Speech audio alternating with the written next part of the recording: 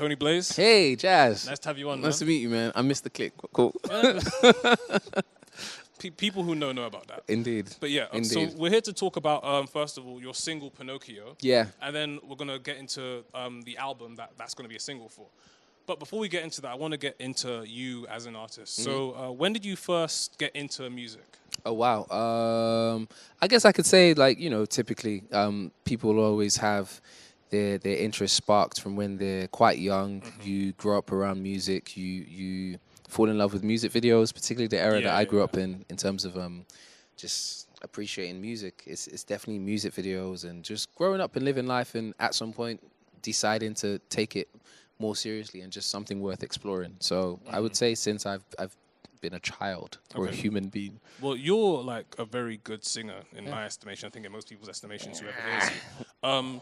But what, like a lot of people's roots would like say begin in a church. Where does your where did you find your gift? My living room. My living room, my parents' living room, as if I owned the house.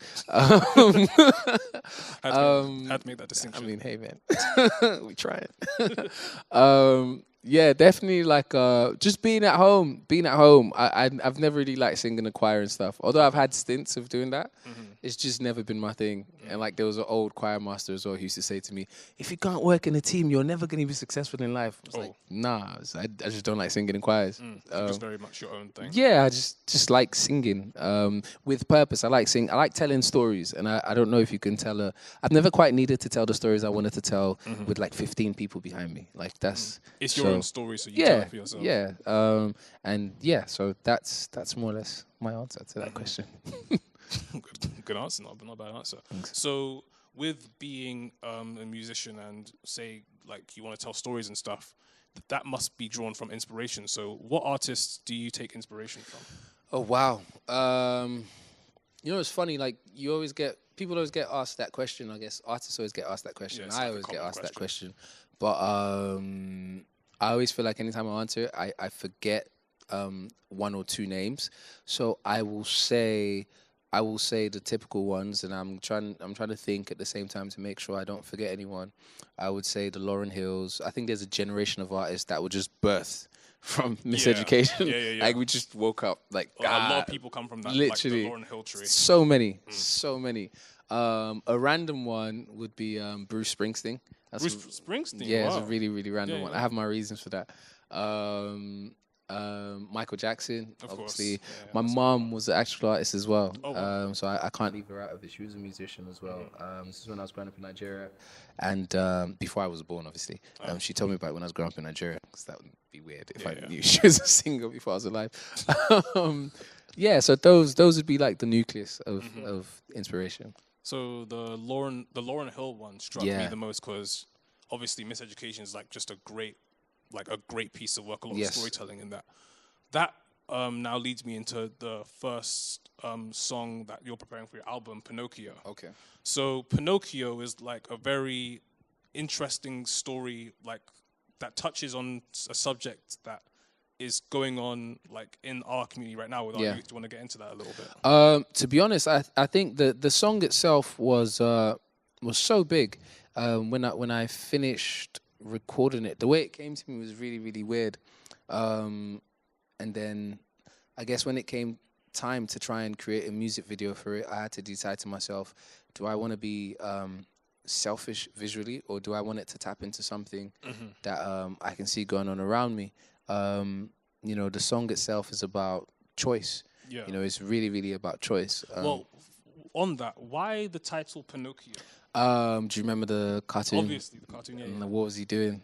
Lying. He was lying a lot. So the idea behind Pinocchio, snap, I'm about to give it away. Oh, there you go. Damn. That's what we want. Yeah, I might as well. The idea behind Pinocchio essentially is like just the lies we listen to sometimes. Okay. Just that internal struggle that we feel. It sometimes gets really, really hard to identify what the truth is and what sort of decision to make when you're faced with a situation. And so, the scenario in the video was one of many that any given person is faced with sometimes. I chose for it to be that scenario instead because I felt like it tapped into something that was relevant in terms of what was happening culturally for all of us right now. Yeah. But it could have been anything. It could have been, you know, anyone faced with any sort of decision that was really, really difficult and almost like blurred lines in terms of knowing what to do, you know. So, yeah, that's what Pinocchio is about, like literally contending with the lies that we sometimes hear. Because when I saw the title, and then when I saw the visuals, which, by the way, the visuals are fantastic as well. Yeah. That was done by Jax Luther. Yeah. A very great piece of work. Thank you. I'm sure but when I saw that. when I saw the video, I was like, so where's the lie here? Is the lie like forcing yourself to be violent? I never see with that one. I'm not gonna answer. I feel like it's better if an interpretation piece. Yeah, I'd like for people to take the good from it, and because if I said exactly what I wanted people to get from the video, then it would be final. There wouldn't be any room for growth. It's like when you go to a museum and you see a painting, sometimes you don't necessarily want the artist to be there saying, yeah, and I put red hair and I put black hair because I wanted you to feel this and I feel that. They don't have words. And you have all this color there, but you're allowed and you're given the leeway to interpret it as you please. So it's like a revisit would create a reimagination of what the message could be. Yeah, to be honest, I would be bold enough to say that their potential. I mean, I think I told you this off camera. Like there are different endings to that song and that video. So it's just to show you how weird I wanted it to be. In my mind, there's so many more endings, but it just shows you what it's like about life in general. Things can go any which way at any given moment, depending on what sort of decision you make. So I don't want people to take one thing from it, but definitely I just wanted to tap into something that was happening right now, and I just wanted people to take whatever good that they could from it, because there's a lot of love in that video as well. You see that in the relationship between the two males. Yeah. Okay, well, with the song and the visuals to the song, it focuses a lot on like the youth and the violence that's happening all around us. What's your outlook on that and how things are going? Wow. I mean, I guess we can all look at it from different ways. You look at it just in terms of what's happening politically and in the government-wise, whereby a lot of youth centres are being shut down and things like that, and you start thinking, they're bored, they haven't got anything to do, so that's why they're on the street and they're doing this. But then some other people will be like, wait, that doesn't make any sense. So what? People don't have anything to do, so they start killing each other. Like, is that? There's more to it. Yeah. Do you know what I mean? So I would I hate to give simple answers to complex situations, but I always believe that a lot of our problems as individuals and as people start from our family. And if the family network is okay, then generally speaking, society is okay. Right. So maybe there's more that we as people, our leaders even, could do in terms of ensuring that the society they're building is one that facilitates people having good families, rather than like, let's try and increase our GDP this year. Like, it's like, let's actually try and build good communities for our people.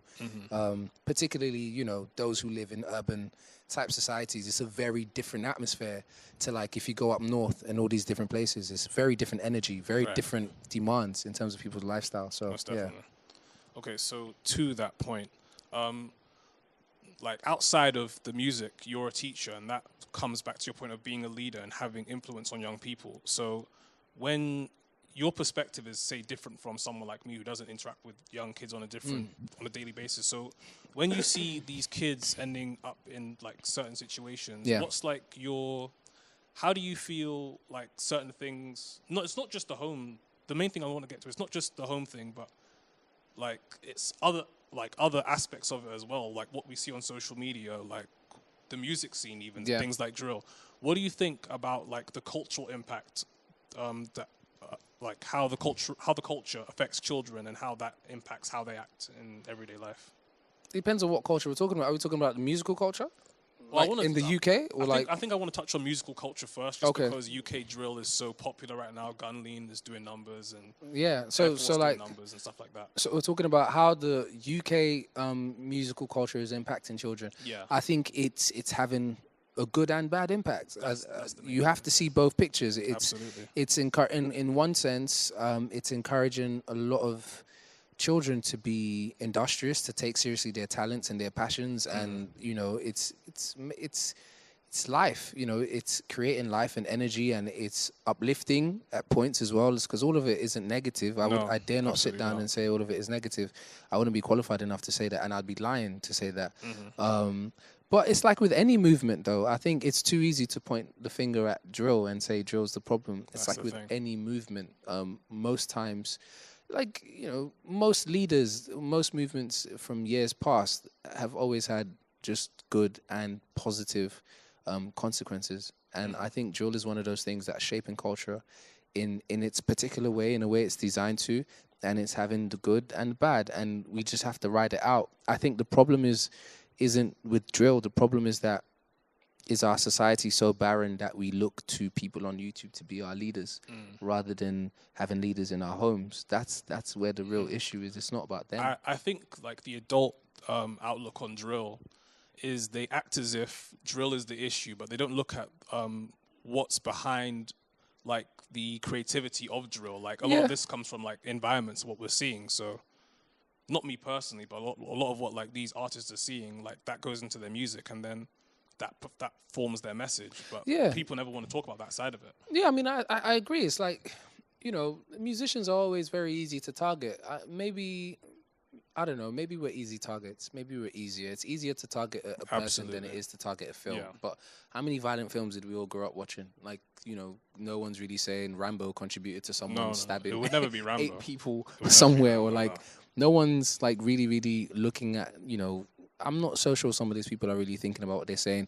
I'm sure there's studies, I'm sure, that have been conducted to try and validate some of these opinions that are being formed. But for the most part, I don't think it would be fair to blame drill. No. It's not fair. I think it's inaccurate. I think it's not fair to blame drill entirely. Like there's an accountability to all. Yeah, there's of course. Like society, it takes a village to raise a child, and it takes more than one medium of art to raise a child as well. Like children watch films, they're exposed to whatever they're exposed to in their homes. You know, it's a variety of things that shape society. Absolutely. Yeah. So again, with working with children, when you look at the video for Pinocchio, which is up on Link Up TV, by the way, a lot of the comment section is actually your students. Yeah. A lot of them, like quotes and stuff in there. Have you had time to like go through that, and like how do you feel getting like that support from your students? It's nice. I mean, no. Don't get me wrong. Like it's interesting. It's interesting. It's interesting because you know, I get a lot of my kids saying stuff to me when I'm at work, like just all sorts of stuff. Like, yes, sir. When you start doing music, or like, why are you doing music and all this sort of stuff? Like, it's great. You know, I don't even. I've reached a point where I don't even make music really particularly caring what people think, young or old. I literally have a notepad of ideas of things I want to do, and I just try and do it. And if it causes a wave here and there, like, it's cool. If it doesn't, I don't. It's not to say I think all my work is always going to be received the way this has been received. I mean, I hope my work is received more and more the more I release work by greater and bigger numbers of audiences. It's nice to be recognized for the things you do by anyone, young or old, and whether it's my students in my school or whether it's a random kid on the street, it's nice. Like, yeah. Well, I mean, the way I see it is that, like, it's on Link Up TV, like a channel which, I mean, up until very recently was possibly the most like culturally like relevant UK channel on YouTube. So to have but GRM won't be happy you said that. Well, I mean, well, cool. Up until recently, but the types of songs that would come up on Link Up TV were of, let's just say, a certain nature. Yeah. So Pinocchio comes on this different, it has this different vibe. It's a soulful track. It's like, it's a different message, and I think a lot of people would take that in and say this is refreshing. So how do you like see like that aspect of it? Like, you're bringing something different to a channel that's producing a specific type of content, and it's a good thing as well. That was on purpose. That was very much on purpose. You know, the option of putting it on my channel or like getting a Vivo and all this other stuff was definitely explored. But I kind of felt like, you know, look, this is an audience that I feel like with the direction I was going to with the video, especially, I thought it would be a message that can resonate with a few. Like, these are the people you need to talk to. Yeah, with that particular song, with that Absolutely. particular video, those are the people I want to speak to. And if in watching that video, people see the impact of some of their decisions in some of the things they're going through and things they're living, then I've done my work, really. You know, and that's how I saw it. Literally just trying to serve, you know, just trying to give this particular audience something different. And I'll do the same with the next song. So yeah. So with a lot of the issues happening with the youth now, I feel like a lot of the times we focus so much on the problems. But as like a teacher of young people, what are like some solutions you think that could be done to, like, say, reduce violence? Obviously, opening up community centers and like bringing these programs that have been shut down in the past would help. But is there anything else that you think could? Honestly, like, I'm very family orientated. Absolutely. I feel like society is built on our families. And just like even in my work, I always, a lot of what I do is centered around like the school building better relationships with parents. I remember a colleague of mine told me about a study that she had read about how the highest performing kids, they saw a trend essentially. And so like the highest performing kids were those whose parents were more engaged in their education. Absolutely, yeah. The highest performing kids. And I think it says a lot. It says a lot about what it means to be really successful. It says a lot about what it takes to be successful, the sort of support network you need. And I don't think academic success is the only form of success we can obviously pinpoint. But when you think about just having a holistic and a whole and a happy young person, then it will take more than just, you know, academic success. It will take more than just being popular. It will take more than these sort of things. I suppose it would be better if our leaders focused on, like I said, really trying to develop a society where the family is placed as the most important thing rather than our GDP as a country. Like if families are placed on the pedestal of being priority, then maybe things will change, you know? And 100% agree with that. That's what I think.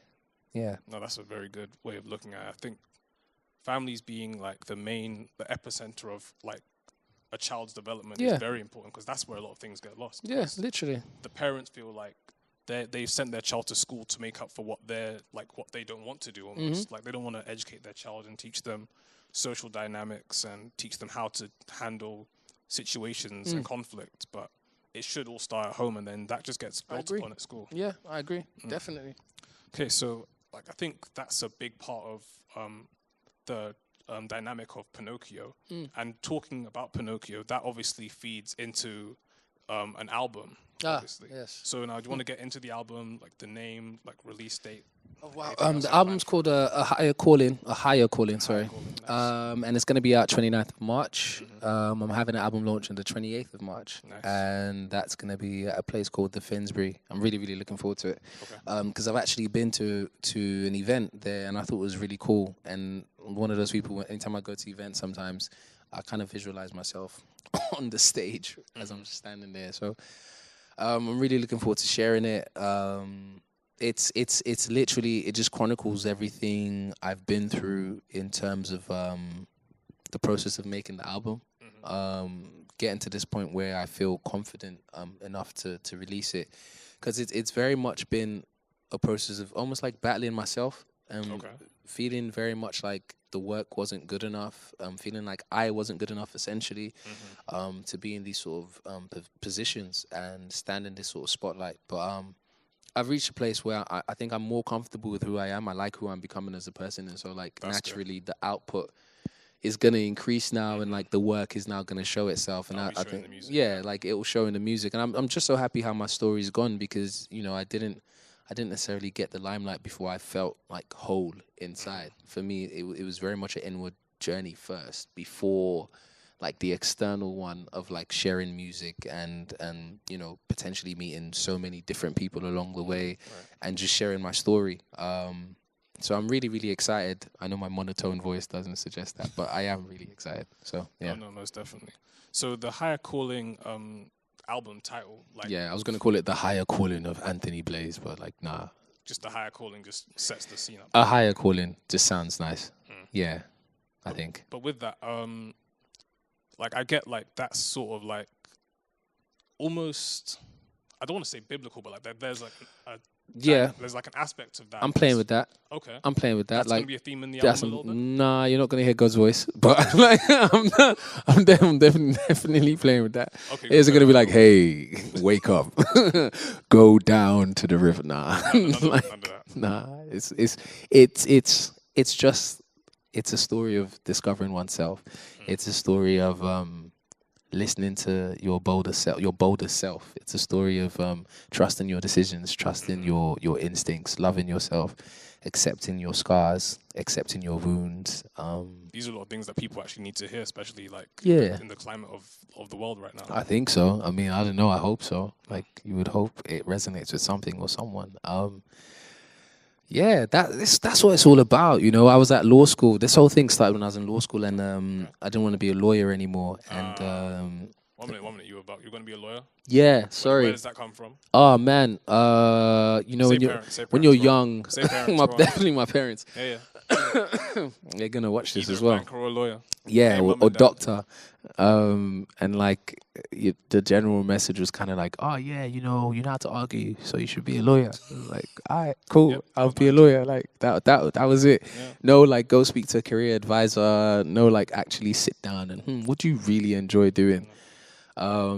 But it shows you the way the world is shaped, because, you know, they came from a time, like, you kind of have to look at, like, you know, with the millennials and so, for the most part, it's like we are very much about changing the world. We're very much about pursuing our dreams. Absolutely. They, like, our parents' generation, meanwhile, are about survival. Yeah. You have a lot of them saw wars, you know, particularly those who grew up in Africa. A lot of them tasted wars, like, you know, civil wars, all sorts. Like, I think my mum obviously experiencing the Biafran War, my father the same.